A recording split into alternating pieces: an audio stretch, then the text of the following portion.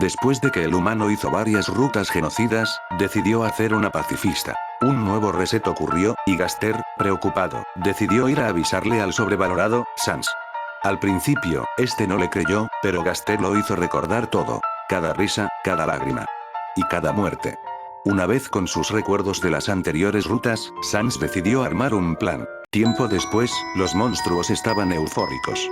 La barrera, aquella prisión que los condenó por siglos, había sido destruida. Frisk, exhausto pero feliz, caminaba hacia la salida. Sans estaba unos pasos atrás, con sus manos en los bolsillos y una sonrisa apenas perceptible. Aún así, esos recuerdos estaban en su mente, resonaban como el eco en una cueva. La luz de la salida estaba a unos pasos. Los monstruos corrían emocionados hacia la superficie. Sin embargo, justo cuando Frisk estaba por cruzar, una mano esquelética lo empujó con fuerza al suelo. Frisk, aturdido, volteó a mirar y preguntó por qué Sans había hecho eso. Sans no respondió de inmediato. Suspiró pesadamente, para luego mirar fijamente al chico. Su sonrisa se había desvanecido. Muchacho, sé lo que hiciste y no te permitiré que lo vuelvas a hacer. En ese momento, los otros amigos de Frisk se acercaron. Frisk, algo asustado y desesperado, gritó: «¡Chicos! ¡Ayuda!». Sans está actuando de forma extraña. Pero nadie se movió.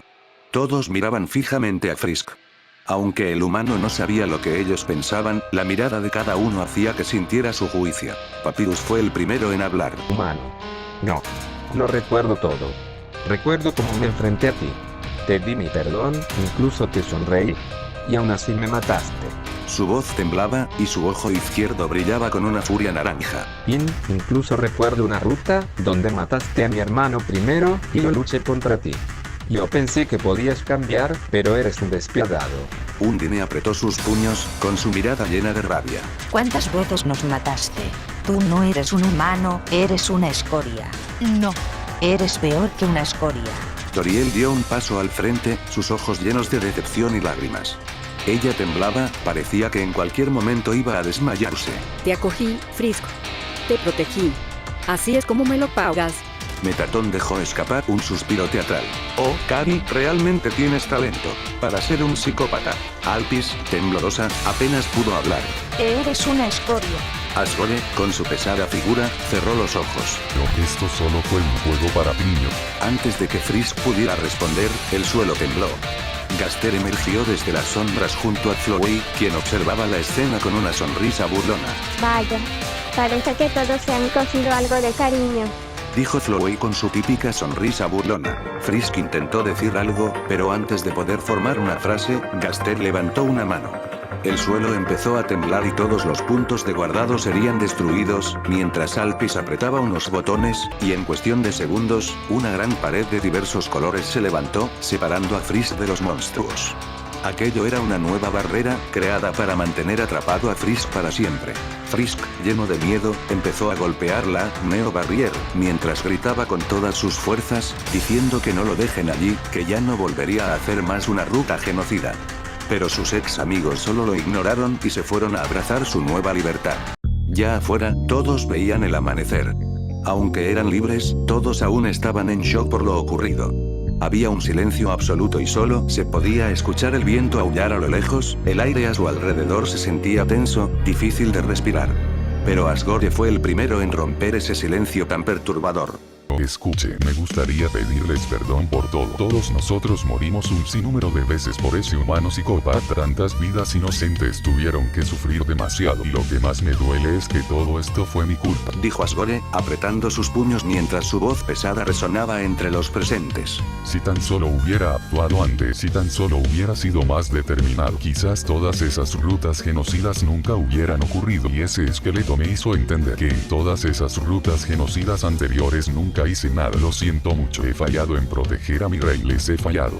Cada palabra que decía el rey de los monstruos era como si pesara más de 1 tonelada. Los otros presentes solo escuchaban atentos. Pero ahora les prometo ser un mejor rey y también les prometo protegerlos a todos ante cualquier amenaza.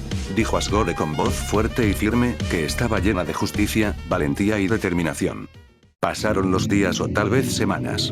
Frisk no podía saberlo. El subsuelo estaba vacío, desolado. No se escuchaba nada más que sus pasos. Desesperado por escapar, buscaba en el laboratorio de Alpis alguna forma de salir, alguna pista. Pero no encontró nada. El chico se sentía frustrado. No podía creer que sus amigos lo hubieran traicionado de esa forma, aunque una pequeña parte de él le decía que tal vez se lo merecía. Sumido en sus pensamientos, escuchó una voz. Wow. Debe ser muy doloroso ser traicionado, ¿no es así? Al levantar la mirada, Frisk vio entre la oscuridad a Chara, flotando en su forma etérea frente a él. Al verla, el humano desesperadamente le pidió ayuda, pero Chara solo soltó una ligera carcajada y le preguntó por qué debía ayudarlo, ya que el chico ya no tenía nada que le interesara. Frisk se levantó cabizbajo, pero luego miró a Chara con ojos llenos de determinación y le recordó que aún no habían cumplido su trato. Chara, algo confundida, sonrió y le pidió que continuara, ya que tenía toda su atención. Frisk explicó que ya había hecho varias rutas genocidas por diversión y que, en su momento, Chara le pidió hacer una pacifista. Al principio no entendió el porqué, pero ahora que había estado encerrado, lo comprendía. Aunque Chara tenía su alma, aún necesitaba una cosa más: su cuerpo. Una vez que terminara la ruta pacifista, ella tomaría su cuerpo al final y dejaría de ser solo una presencia. Chara sonrió de forma siniestra mientras aplaudía, pero le aclaró que falló. Frisk respiró hondo y contraatacó. No, te propongo un nuevo trato. Ayúdame a vengarme, y una vez que mi venganza esté terminada, podrás tomar mi cuerpo.